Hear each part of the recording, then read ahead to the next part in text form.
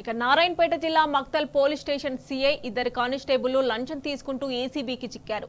ఓ కేసులో 20,000 లంచం తీసుకుంటూ ఉండగా ఏసీబీ అధికారులు మక్తల్ సీఐ చంద్రశేఖర్, కానిస్టేబుల్ శివారెడ్డి, నరసింహను రెడ్ హ్యాండెడ్ గా పట్టుకున్నారు. మహబూబ్ నగర్ కు చెందిన సంధ్య వెంకట్రాములు గౌడ్ పై కొద్ది రోజుల క్రితం ఐపీసీ 506, 376 సెక్షన్ల ప్రకారం రేప్ కేసు నమోదైంది. నిందితునికి అనుకూలంగా ఛార్జ్ షీట్ మార్చడానికి 20,000 డిమాండ్ చేయడంతో ఆయన ఏసీబీని ఆశ్రయించారు.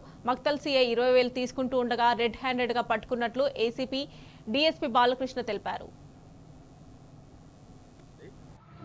నా పేరు CH Balakrishna, DSP ACP Mahabubnagar range. Complaint Shri Sandhya Venkatramulu అనే వ్యక్తి పైన ఇక్కడ ఒక కేసు ఉంది. Crime number 20/2025 under section 376 and 506 IPC case ఇక్కడ రిజిస్టర్ అయింది. ఆ విషయంలో ఆయన హైకోర్టుకి వెళ్ళి బెయిల్ తెచ్చుకున్నాడు. హైకోర్టుకి వెళ్ళి బెయిల్ తెచ్చుకున్న తర్వాత ఇక్కడ కండిషన్ బెయిల్కు అటెండ్ అవుతున్నాడు. కండిషన్ బెయిల్కు అటెండ్ అయ్యే క్రమంలో అనుకూలంగా ఛార్జ్ షీటు వేయాలి అని చెప్పేసి డబ్బులు డిమాండ్ చేయడం జరిగింది. ఈరోజు సర్కిల్ ఇన్స్పెక్టర్ ఆఫీస్ పైన రైడ్ చేయడం జరిగింది. ఈరోజు నరసింహ అనే కానిస్టేబుల్ డబ్బులని యాక్సెప్ట్ చేయడం జరిగింది.